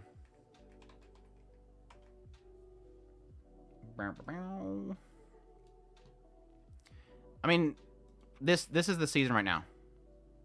I cover this sometimes, Spy Family sometimes when I have stuff that I want to talk about. Frieren I'm covering weekly is doing very well. Shield Hero, when I've tried to cover it, it didn't do very well. Eminence and Shadow has been doing decently well. My videos on Apothecary is doing very well. I could probably cover Undead Unluck if I actually kept up on it, but it's not really fitting in my schedule right now. I've done Dr. Stone before. It hasn't done very well. Attack on Titan, whenever I covered Attack on Titan, didn't do very well. My Hero Academia didn't do very well. My videos on that did like crap. I did videos on Jujutsu Kaisen, didn't do well. I think there is like a... I'm willing to admit there's a part of it that I don't really feel like I want to cover stuff that I enjoy, and I think that comes across. That's the best way I can put it. When I have something that I enjoy and I'm really into, I think that comes across to the viewer, and the viewer enjoys the content. And even with cases like Eminence and Shadow, which I don't fully 100% love that show because there's a lot of elements I don't enjoy, but there's a lot of these other elements that I do enjoy. I think that comes across. But, like, for example, I'm admit, we're going to get into it when we ever get down to here, I admit that I'm not the biggest fan of Jujutsu Kaisen. And when I have covered it, when it has done things that I'm interested in, again, it doesn't, I guess, come across. It doesn't get good views, and it's a waste of time for me. So that's the answer. In the end, it's like I always balance covering stuff that I enjoy, that I want to talk about, and yes, sometimes pushing the algorithm, and sometimes that blows up in my face. It's always a balance. Anyways, Faust. His name Faust? Faust is a good boy. I'm gonna put Faust in B. I did appreciate his story for the brief moment that we had of it. I think it kind of played a little bit too much into the usual tragedies of the world itself, which does kind of bug me, which goes with Mephisto. But I felt really bad for Mephisto. I felt super bad about Mephisto by the end of it. So we'll put them together. They deserve to be together. Yuzuki boys. The Yuzuki boys. They're all together, right? Yeah. I'm blanking on their names right now, so I'm just gonna go by fourth son. He's super cute. Must be protected. I'll put him in A. I think they're probably gonna go all in A. I think the only one that I'm a little bit down on, definitely the youngest and the eldest, I would put in A. I kind of want to put them two, the middle two, in high B. No, I think they're going A as well. Like, I have my struggles, but I think that there's struggles that come with siblings, so I guess it does technically make sense to put them in together.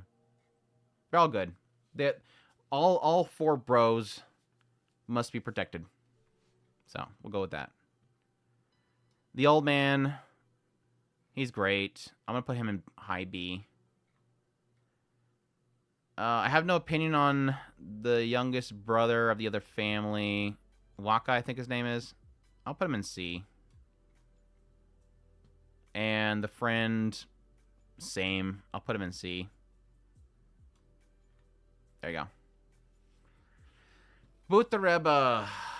What is his name? What is the guy's name? God, it's like literally on the tip of my tongue. I forget it. The guard. The guard. He's okay. I thought he was creepy at first, but I think that was a misunderstanding they wanted to create for it. I think he's a solid B. We'll go with B with him. And then Pig.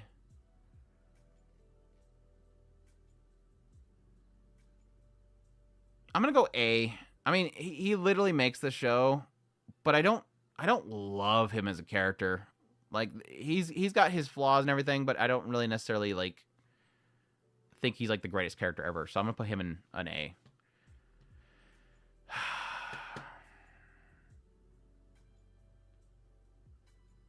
Protocol Rain characters are not gonna do well.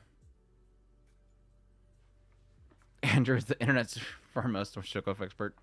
I see with Mashoko, even that series is not like the most popular thing ever, but I think it's a mix of like me just loving it, so it works out really well.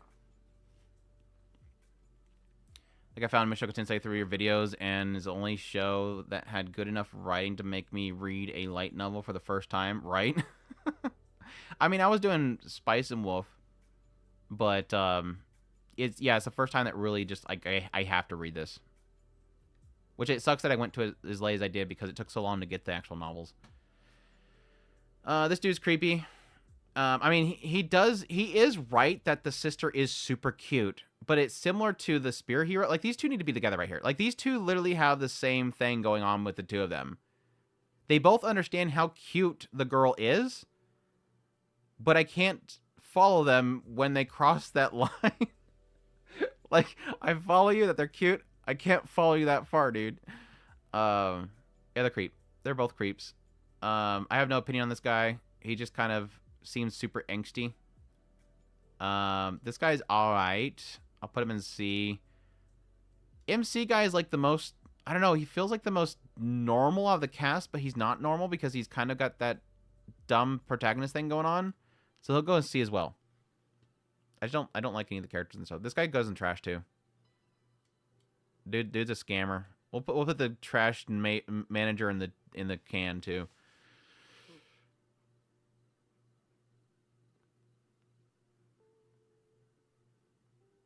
God app's gonna be difficult too. And yes, I put I put the idol in here. If you know, you know. This dude like just makes a lot of dumb decisions. He's a death game protagonist that does all the dumb things. So he goes in D. I'll give his idol. We'll put the idol in with him in D. This guy doesn't need to be in the show. He's kind of the guy that you wonder why he's even there. He's more pure than the main character. So we'll put him in C. And the creepy friend, we'll go right next to him. They're both good boys, even though he's kind of creepy. That's about as much as you're gonna get out of me for that show.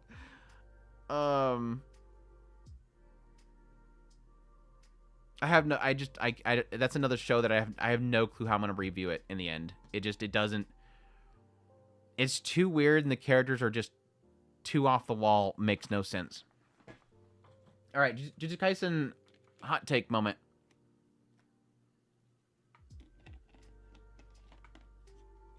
I am too. I'm not saying the show's bad. It's just I hope it gets to a good punchline at some point, I guess, is the main thing there. I mean, I would hope so since it's Yoko Taro, but I've heard whispers that they've told him to kind of reel it back a little bit, and I think that's going to cause problems.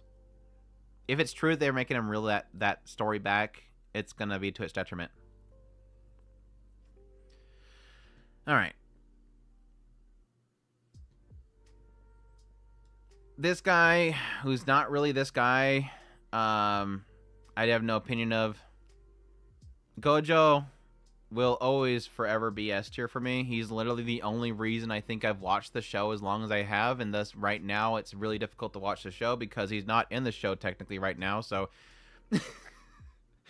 with Gojo not technically being there right now, the show's quality has dropped quite significantly for Andrew.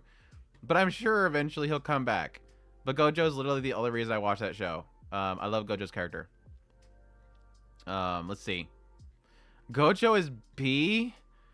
Rough.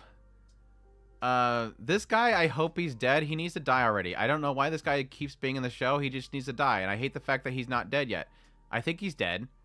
They've killed him like 5 freaking times. So I'm sure he's dead this time, right? Because Sukuna did it. He should be.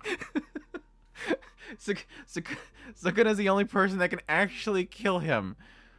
I've never really cared for him at all. Mecha, whatever his name is. They try to make me like him here recently. I think he's decent. I'm gonna put him in C. This guy needs to die. This guy's like right with the same. Like, this guy just die already. I'm so freaking sick of seeing this character. It's not even funny. I kind of was interested in his character early on, like was it like really early first season? But I'm at the point now where I just want him off the screen. Like, some of these characters just overstay their welcome, I think.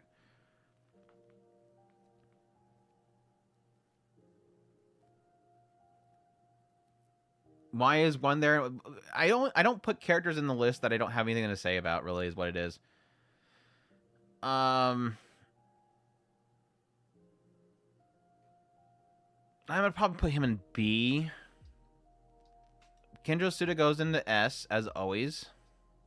He always goes in S. Megami is a fraud. Is there hatred for Megami? I don't follow the fandom, so throw him in C. What did he do?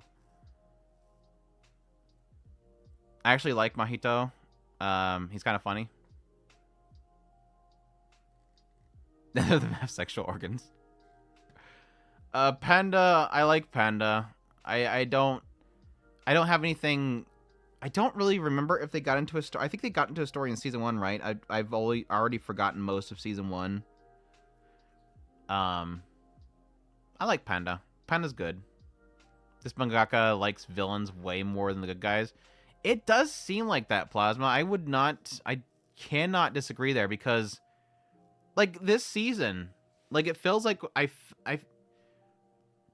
felt more, not connection, but I guess more impact from the stories that were telling around the villains, like this entire arc. It does really feel like they spent more screen time on them than the actual main cast. Of course, the main cast, a lot of it's carryover from the first season, so it does technically make sense that we don't need to rehash a lot of that story, but I agree. I definitely agree.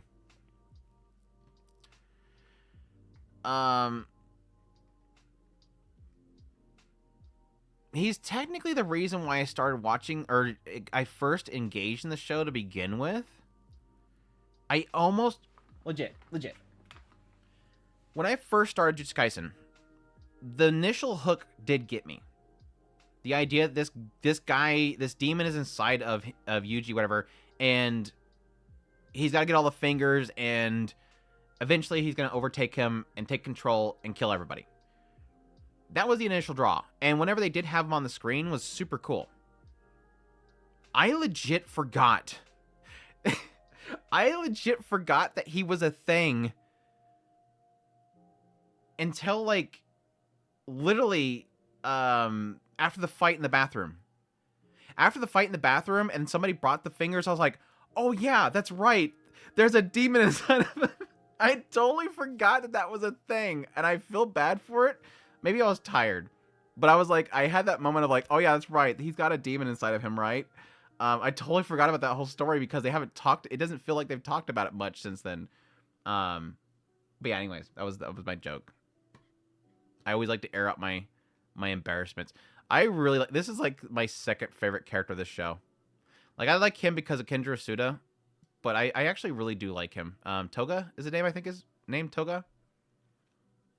I've been up too long and got to get some fall asleep. It's not your content. Gotta go to bed. All right, have a good night, man. Thanks for dropping by.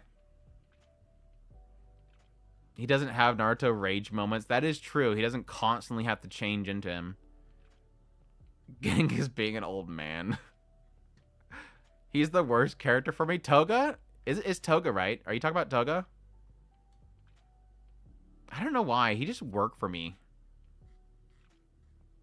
I guess I'm fascinated with... Is it Toge? I guess I'm fascinated by the idea of somebody that just can't... That has to be careful about what they say because it literally curses people. I'll beat you, my king. Get off my lawn. Wait, Orsis VA is the same as a blonde guy from Jujutsu Kaisen? Yeah. He nailed this recent episode. Kendra Suda. Kendra Suda's my man, Chris. Every time he's in a show, they get S tier automatically. Literally, the Frieza is... Fans of the manga series. I think I've asked this before, but is this literally like the Frieza of Jujutsu Kaisen? Yes, boring boring dialogue. I'm assuming this is going to be like the Frieza for this series. Like, this is the guy that they can't let not be in the show. He was like probably the first time in the show where I kind of felt somewhat like I feared the character. Like, he had a presence about himself that was kind of twisted. And so I do kind of give it props for that. Like, he was the first time I actually felt like, holy crap, this guy's on the scene. What is he going to do? Yeah. Frieza comes back. That's what I mean. Like, is he like that where he just like keeps coming back? Yeah, Frieza is like a character that even though they kill him like literally in the first DBZ arc, it was the first one, right? He keeps coming back. Like, they keep reviving him, and he keeps being a villain, like, every 2 seconds. Now, granted, there's 2 characters in this arc, literally, that have been brought back. So it's not like he's the only one. I mean, even though it's not literally him in the head, they did technically bring him back, but it was very quickly established as not him. I don't know. It just feels weird. He's done now. Okay, thank you. That's all I need to know. That's all I need to know. He's not a Frieza character. Thank you. He's all right. He's definitely not my favorite shonen protagonist character. I'm really hoping that here with the coming episodes, he's gonna be sold to me. Like he's post-traumatic right now, or post-trauma right now, and it can really easy. It can go uphill or downhill for his character for me really quickly, depending on how they execute the next following timeline. I'm not sure how quickly they're going to get into it, but that cooldown period. There's the trauma. There's the initial hit of it. It seemed like he's going straight into adrenaline, into fighting, but what is the cooldown period and how does that reflect on him is going to be the question mark. Next season, we get a new batch of characters. Well, it seems like every season opens up with a different batch of characters, different timelines anyways, so. But yeah, that's my hot takes on Jujutsu Kaisen as a not crazy Jujutsu Kaisen fan. So, all right, Dark Gathering. Dark Gathering, the only male character to really talk about. I'm gonna put him in A. He does get a bit whiny. He's a bit over. I mean, let's be honest. The dude's constantly being thrown into killer ghost situations, so he deserves to whine a lot. But what about Martyr Ghost? No, Frieza had a unique personality in DBZ, so he had to. I don't know. It feels like Frieza for DBZ. It was almost like there was like a fandom behind it, and so it almost felt like the writer couldn't let that character go, and that's what frustrates me. I hate the fact that that writer got, I don't know, it almost like they played into the fandom and kept him around, and it was kind of annoying after a while. Same with Itadori, just too common. Yeah. Rurouni Kenshin. He's just a really fantastic character. I'm not caught up on the series, but I'm assuming the show is still keeping to the original series. And I'll put him in A. Maybe lost all the hype after villains started coming back. DBZ has pretty much the same problem that I'm having currently with Jujutsu Kaisen. DBZ, I think, for me, fell off the moment that it got to the God Powers, really. I think the moment that it went to God Powers, I think it was starting to lose me before then, but it's the power creep issue. Fighting shonens typically have a power creep, and some of them do it really well, and some of them don't. And when you get to this certain point where the power creep gets too much, like the main character gets too godly, and thus everybody else is pointless, and you have this massive cast of characters. I mean, truth be told, Naruto worked for me back in the day because they didn't do that. It kept the characters pretty well balanced in a way. So it didn't get these god characters that were coming out of nowhere. Yes, technically Naruto had some crazy fox thing inside of him that unleashed every now and then. But for the most part, the characters could exchange blows. Whereas DBZ, what they did very quickly is they had Goku go pretty much God mode.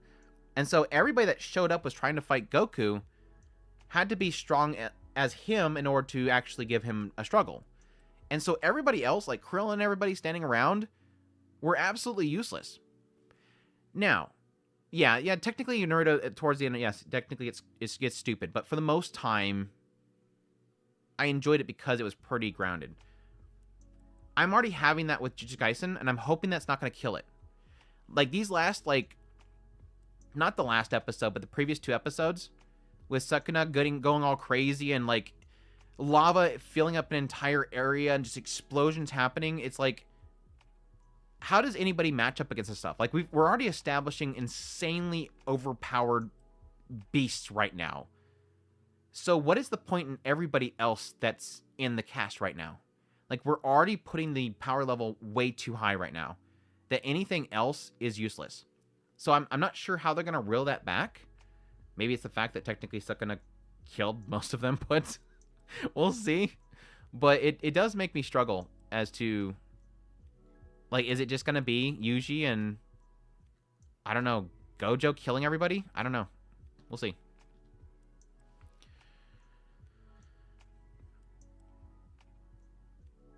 Just want to know what Sukuna's S powers are. I don't remember this boy from the old series, honestly. I don't think he's a bad character. I'm going to put him in C. I mean, he and Gojo are peak of powers and just Kaisen. It doesn't go higher than that. I guess that's the whole point in him being sealed away. I understand the reason why he's sealed away, and that's why everybody's kind of acting right now. It's just kind of curious. Hulk characters.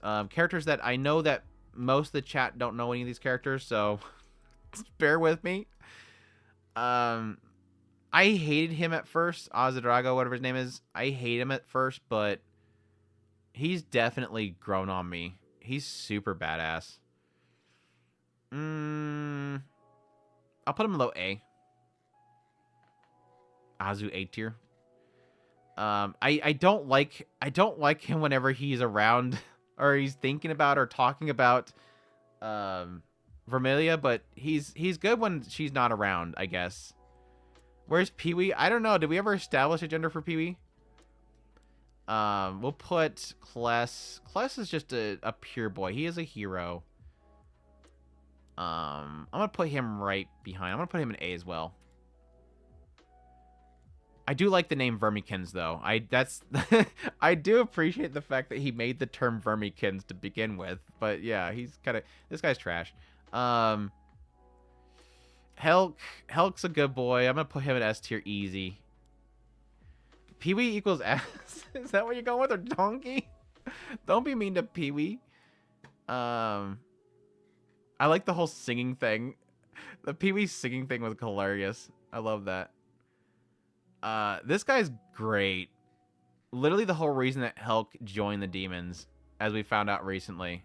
I think he's great. Him and Hulk together are great. I don't really care much outside of that. Like, my enjoyment of him is strictly because he supported Hulk and they're bestest friends. I'm gonna keep him an A. I don't want to push him any higher than that, but I think he's a good boy. The rest I am surprised you included. Trash.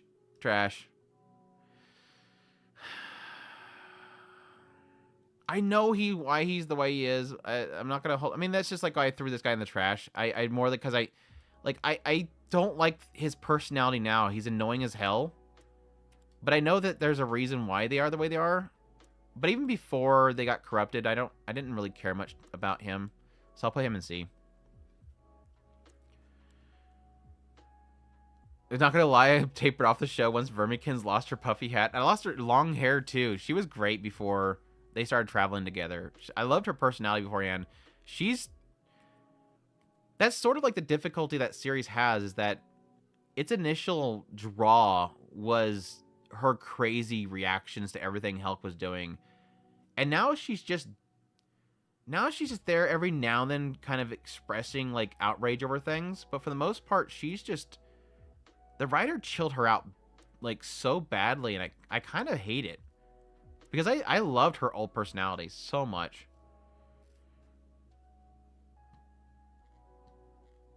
There's not much to him. Yeah, I'm not gonna claim that a lot of these characters have a lot of depth. I mean, Hulk does. Azuraga does. Technically, Kless had quite a bit, but for the rest, there's not really much that they put into him so far. I mean, technically with these tier lists, there's a husbando.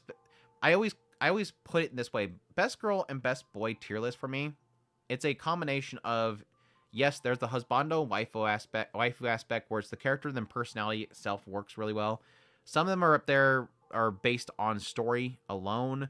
Some are based on actions alone. Like you can have, yes, technically characters like Goeth and stuff technically do have like a lot to their character, but that's not going to bump them up on the list because he's a dirtbag and he killed a lot of people. So there's like it's multiple aspects to why the characters are where they are. So like he's down here because he tried to kill Fern. Plain and simple.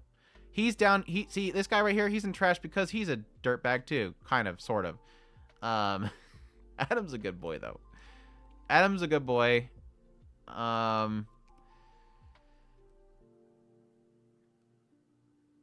Him and Pluto though.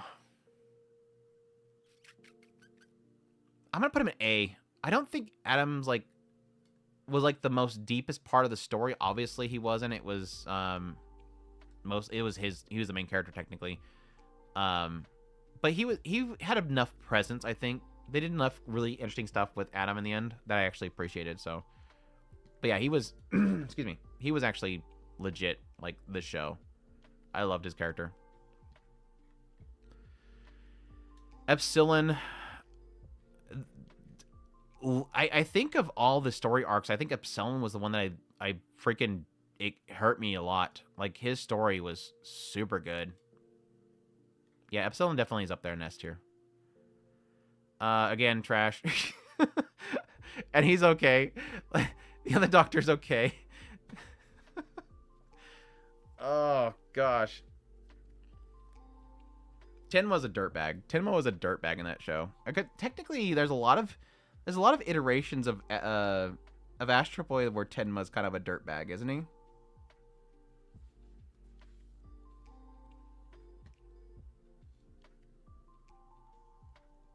Adanis is trash, you know, but I can see that second. Yes, technically, yes. Adanis is absolute trash. I was trying to find something redeeming about his character, but as I said earlier, I understand why he is the way he is. I'm not going to question that at all, but I'm not going to like him either. I'm not going to like him either. All right, as I usually always do, I always like to rank the S tiers, which is going to be difficult, I think. Let's just do it the easy way. Let's just do this whole thing. Compare the two and see who wins. William and Himmel. William wins. Himmel and Gojo. Himmel wins. Gojo and Stark. Stark wins. Gojo. God, what is his name? I feel dumb that I'm, like, blanking on his name. Let's see. Desktop. Gisek. Yeah, Gisek. Gisek,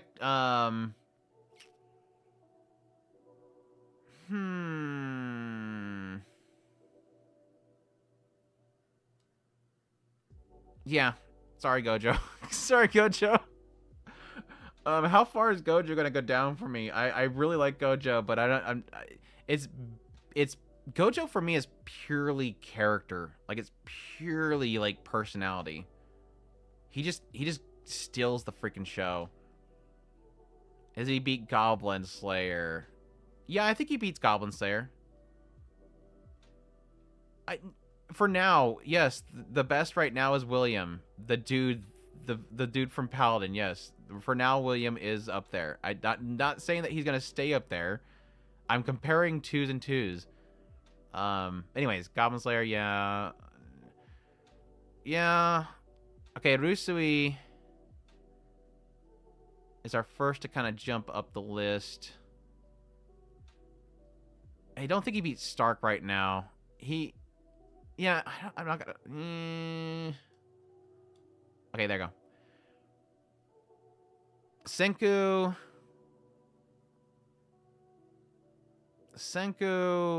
I think he's better than Lizard Boy, but he's gonna not go any higher than that. Goblin is, though, on the outside, but soft on the inside, just like his appearance under that metal suit. You'll find that soft interior. His milky, creamy inside. That sounds bad. Epsilon. I'll go right under Gojo. Andy.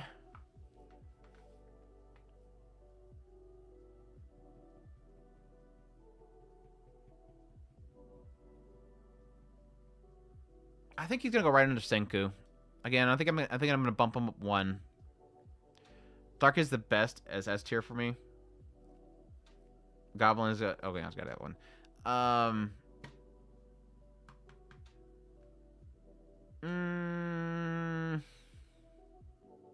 He'll jump above Lizard Man again. We'll just do 1 jump. The dad's kind of just a meme in here, so he's gonna go at the bottom. He was a joke saying that he made Terukomari. I'm not that interested in his character. How high does Shutter Shy Guy go?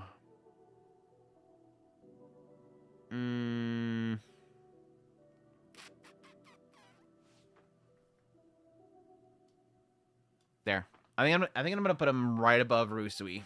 I think that's good. I'm kind of equal on him and Rusui, honestly. Like, I could go left or right of that, but we'll put him in there. Kinder Suda, again, he's kind of here because I like Kinder Suda. I don't really care about his character. Toge, again, probably go... Probably right there, right above Lizard Man. Lizard Man just keeps dropping. Just dropping poor Lizard Man. Kenshin, probably way up here at the top. Helk. Toga gotta be in the bottom. Why? You don't like Toge at all, do you? Let's see. Helk.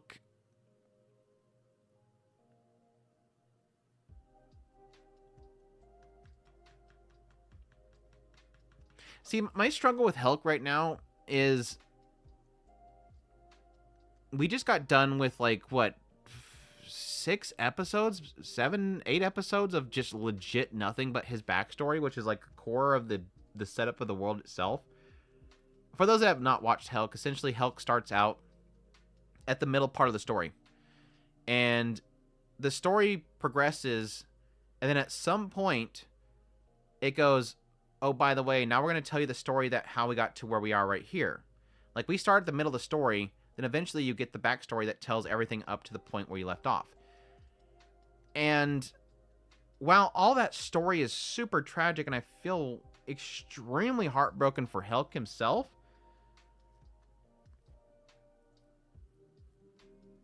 I don't know that it did as much for him as you see a great, insane amount of character development in Helk through that backstory, but I don't think it did as much for him as it did much for anybody else. I'm still kind of at the same... I'm still at the same point as I've always been for Helk. I just think he's just he's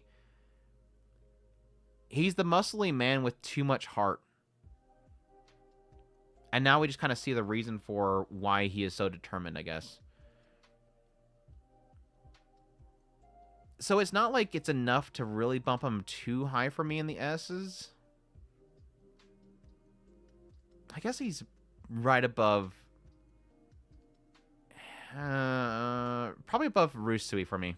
I think that's good.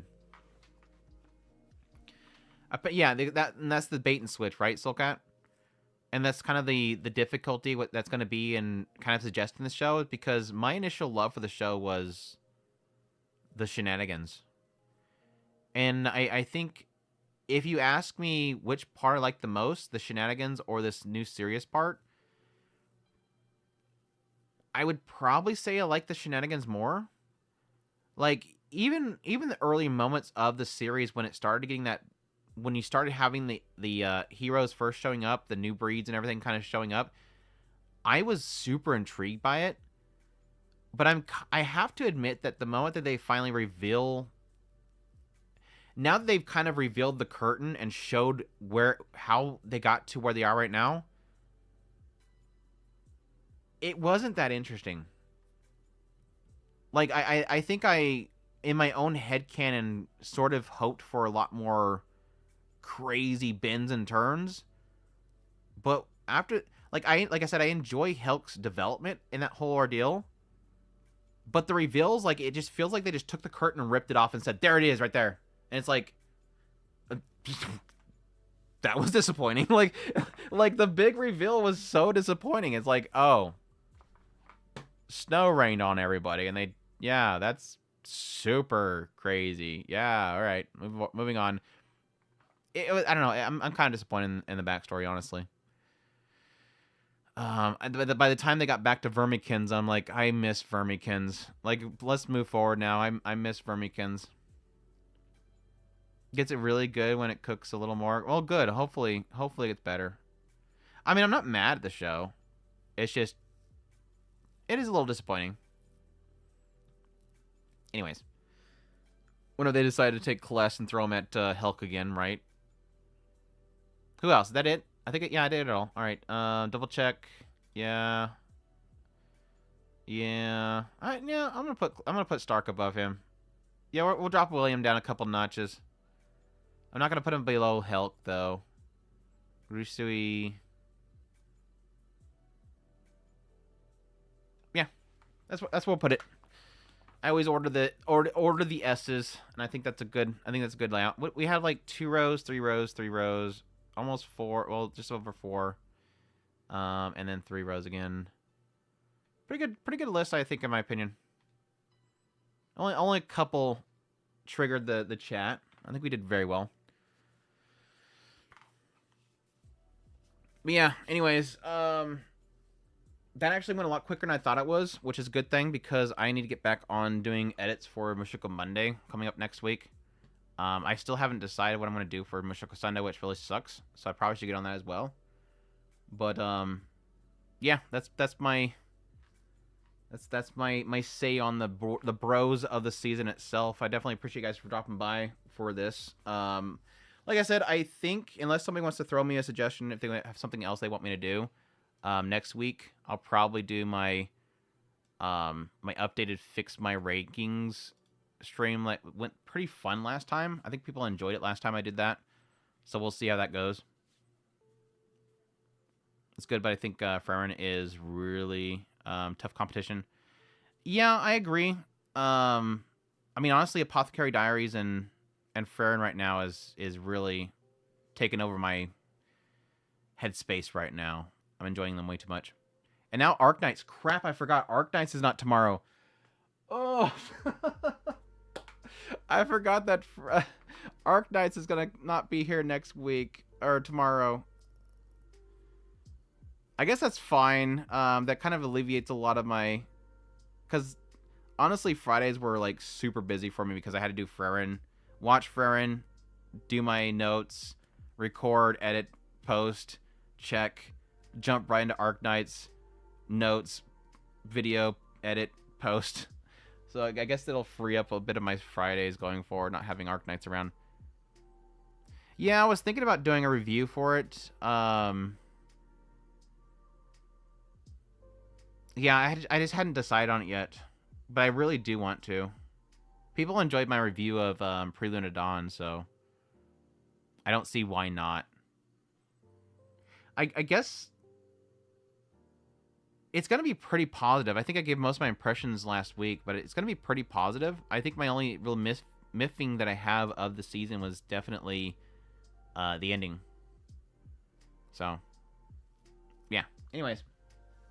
Again, appreciate you guys dropping by. I know that best boy rankings isn't everybody's cup of tea. I know when we did the best girls, we had like freaking 70 viewers at some point.